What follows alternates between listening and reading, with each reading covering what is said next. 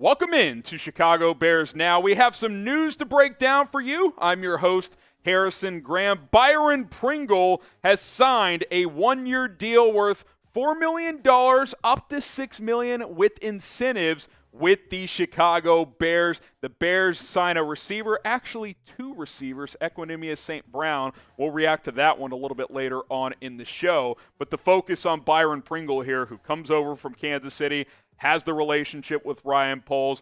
Pretty good year last year, good on special teams. A lot to get into, but I want to know first, before we do get into all of that analysis, what is your one-word reaction to the Bears signing Byron Pringle in NFL free agency? Just give me one word down in the comments. My one word is solid. I think it's a good signing by Chicago. Let me know what your initial one-word reaction was when you saw the signing of Byron Pringle of 1 year, $4 million with incentives up to $6 million. This is why you subscribe to Chicago Bears Now, because we bring you breaking Chicago Bears news as soon as possible. Hit that sub button, turn on your notifications, and we will have you guys covered throughout NFL free agency. Been waiting for an opportunity to go live. Saw the Byron Pringle news come down and said, screw it, we're going live because that's how much I care about you guys. Subscribe, turn on that notification bell. Let's grow this channel. We just crossed 44,000 subs. Let's get to 45K as soon as possible. So Byron Pringle is on board. Like I said, he comes over from the Kansas City Chiefs, can make up to $6 million if incentives are reached, gets $4 million on the base salary.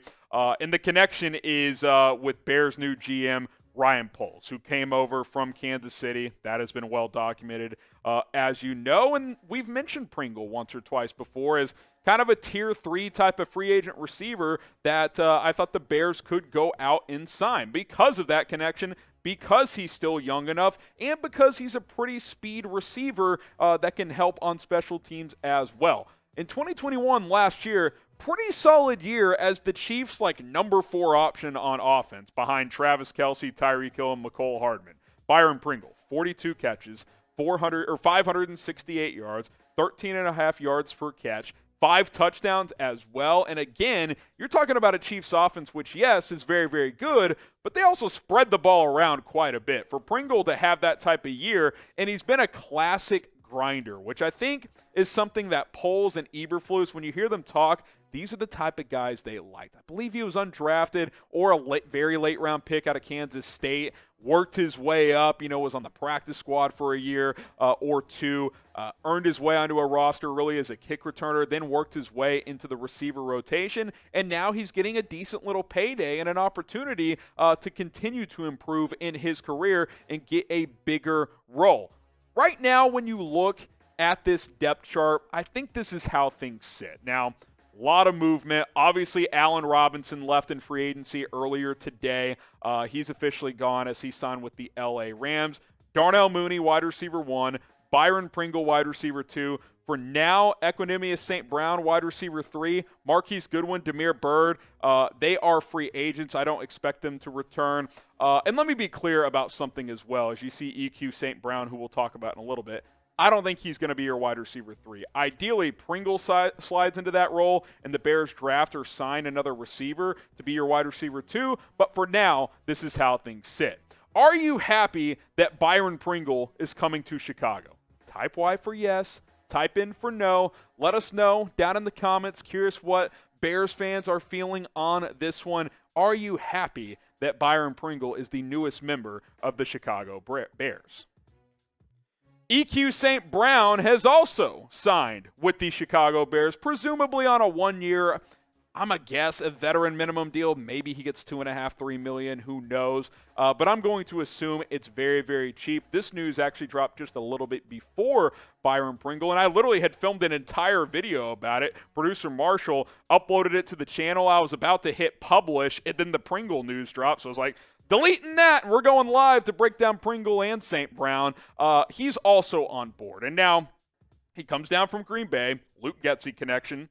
Byron Pringle, Ryan Poles connection. You kind of see how these things all play out when you really connect the dots here. And he's been inconsistent, some injury problems. I think this is more of a depth signing, if I'm being completely honest. Right now, again, I penciled him as wide receiver 3, but that's mostly because the Bears don't have a lot of wide receivers right now after losing Allen Robinson and Jakeem Grant. I think ideally you want him to be like your number 4, number 5. He could come in occasionally, run some deep routes, be a red zone guy because he is 6'5", 215.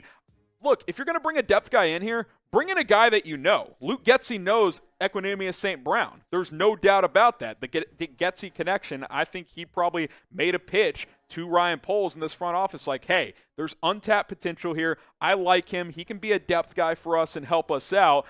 Career numbers here in 4 seasons, 37 career games. He missed an entire season, by the way, so essentially just 3 seasons. 37 catches, 543 yards, and a touchdown with an average of almost 15. So he's got big play ability.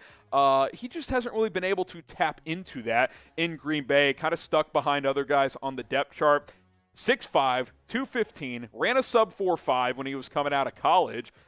If you recognize the name St. Brown, his brother Amon-Ra St. Brown was a rookie with the Lions last year and actually played pretty darn well. So they've got some good genes in their family. But if he's your wide receiver 4 or lower, I like it. If he's your wide receiver 3 or higher, I'm going to have to see him prove it on the football field because up to this point, a little bit inconsistent, and we haven't been able to see a lot of him in the NFL, at least at a high enough level. Now, the Bears have signed 2 wide receivers, but again, one's a depth guy. Pringle ideally is a wide receiver 3. Name another wide receiver that the Bears should sign. There's still guys out there that you could go out and get, and I think we have that player 5 that we could show on that list in terms of guys that are still available to sign in NFL free agency, but there's still names out there if you want to go get a true number 2 type of receiver. I want to hear it from you guys down in the comment section right now. Name a wide receiver that the Bears should sign in NFL free agency. Just let me know. You think about guys like Juju, Jarvis Landry, Julio, Cole Beasley. There's guys available. Now, Beasley probably isn't a realistic option because Byron Pringle is probably going to play slot for you primarily. But there are names out there that could make some sense for this team. Shout out producer Mars for cooking up that graphic real quick as potential options. Landry, also a slot as well on that front. But we'll see what happens. For now, Byron Pringle and Equanimous St. Brown, your 2 newest members of the Bears. And it is a wide receiver heavy show because we got to talk about a guy that left Chicago earlier today. But before we do that, what's a bigger need now? Is it wide receiver or O-line?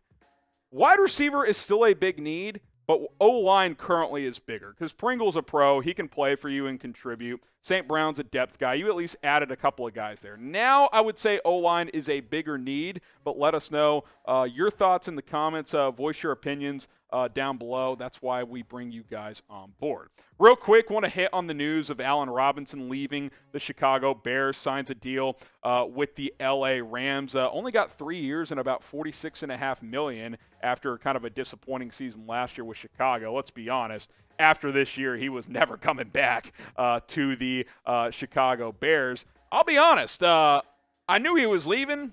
Didn't think he'd go to the Rams, though. Kudos to the Rams for getting him on a pretty reasonable contract, to be frank. This time last year, I was saying the Bears should give Robinson north of $20 million per year. He settles for just over $15 per year.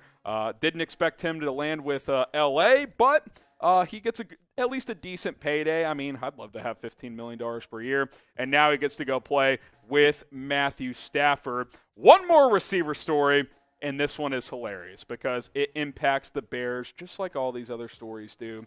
Davante Adams, adios. Don't have to face this son of a gun anymore in the NFC North. Traded to the Raiders and gets a 5-year, $141.25 million contract with Las Vegas. He teams up with his college buddy, Derek Carr. They both played at Fresno State, but guys, Aaron Rodgers has to be in shambles. I know a report came out, he knew this was going to happen, that they weren't bringing him back.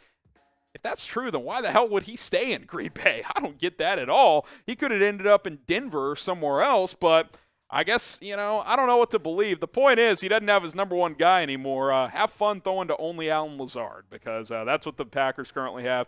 Somewhat joking, but hey, whoever they get to replace Adams, ain't Adams. I think it's hilarious. I think it's awesome. For how much pain the Packers have caused the Chicago Bears, this is awesome. Spam LOL in the chat if you think it's hilarious that Davante Adams got traded by Green Bay.